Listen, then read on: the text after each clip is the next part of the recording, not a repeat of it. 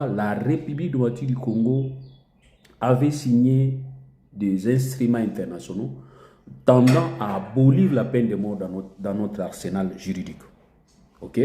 Et au-delà, n'est-ce pas, même de ces instruments internationaux qui aujourd'hui font corps avec notre arsenal juridique, la procédure pénale veut que, même si le tribunal va déclarer ou soit prendre des mesures contre un délinquant, ou soit un jugement, qu'il y ait un jugement de la peine de mort, opte pour la peine de mort, quand bien même que le ministère public, dans son réquisitoire, va prononcer la peine de mort, mais dans ce qui concerne l'exécution de cette peine, le ministère public a l'obligation d'interjeter l'appel pour que la peine ne soit pas exécutée. Donc ça prouve déjà même notre code pénal, bien qu'élaboré en 1940. Cet code pénal a toujours eu un caractère abolitionniste parce que le ministère public a l'obligation d'interjeter l'appel pour que la peine ne soit pas exécutée. Donc là, c'est au niveau du code pénal, dans notre procédure pénale. Et le moratoire vient renforcer pour dire qu'on va d'abord suspendre et qu'on ne puisse plus exécuter. Et les gens qui sont condamnés à la peine de mort vont seulement rester en prison, c'est-à-dire ce que nous appelons la réclusion criminelle à perpétuité. Alors notre constitution de 2006 vient ramasser tout. Dans son article 16, va nous répondre pour dire que la vie humaine est sacrée. Ce caractère de sacralité de la vie humaine, c'est l'obligation de l'État. Ce n'est pas au délinquant qu'on demande à ce qu'il puisse considérer la vie humaine sacrée, mais c'est plutôt à l'État congolais qui a la souveraineté internationale, qui est responsable du respect de la Constitution, à considérer cette vie sacrée. Donc voilà pourquoi nous disons que aujourd'hui, lever la peine de mort, lever le moratoire par le gouvernement congolais, c'est une erreur. Pourquoi une erreur? Parce que le gouvernement ne vient pas lever le moratoire. Le moratoire a été déjà absorbé par la Constitution de 2006, parce que rappelez-vous que c'est la Constitution de 2006 qui a fait qu'aujourd'hui que nous ayons un nouveau cadre juridique. Donc voilà pourquoi nous disons que nous ne sommes pas contre. Nous ne sommes pas contre, ou soit nous disons, nous ne soutenons pas les criminels à continuer à commettre les atrocités, les trahisons, les rébellions. Non. Nous sommes tout simplement contre l'application de la peine de mort.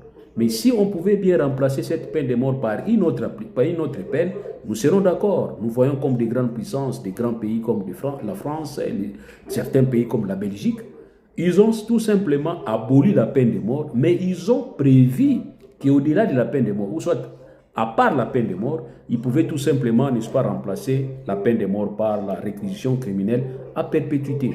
Donc voilà pourquoi notre position reste dans ce sens.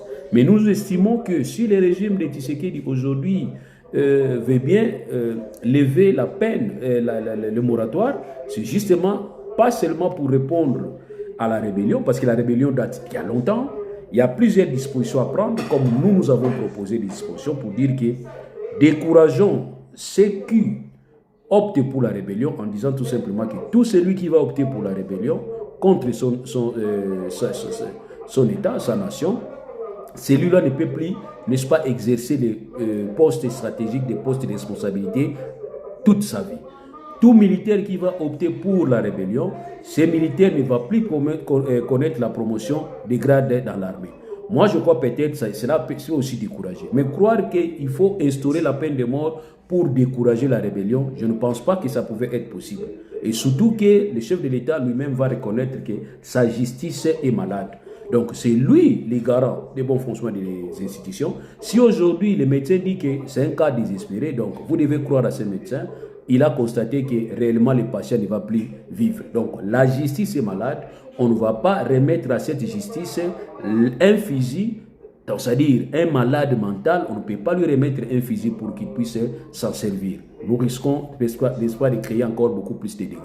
Raison pour laquelle nous disons, nous ne sommes pas pour ceux qui commettent des atrocités à l'Est. Nous ne vous soutenons pas, mais plutôt, nous voulons tout simplement que vous puissiez être sanctionnés au regard de la Constitution et tout en respectant vos vies. Quand bien même que vous n'avez pas considéré les vies des autres, nous voulons considérer vos vies. Eh bien, écoutez, vous allez vivre éternellement, ou soit d'une manière perpétuelle, dans des difficultés pour que vous puissiez, n'est-ce pas, subir les sorts de ce que vous faites aux autres. Voilà, ou plutôt de ce que vous faites aux autres. Voilà ce que nous disons que la peine de mort n'a pas sa place actuellement en République du Congo parce que le régime de Tshisekedi se sert de cette disposition pour corriger les voix critiques, pour étouffer ceux qui s'opposent contre lui. Donc voilà pourquoi est-ce que nous disons que la peine de mort n'est pas une bonne solution, n'est-ce pas, pour résoudre la violence ou soit la rébellion au milieu du Congo, surtout que nous savons que notre justice est déjà malade, déclarée malade. Mais nous disons que cette justice n'est pas seulement malade, mais c'est une justice qui est déjà décédée. Merci beaucoup.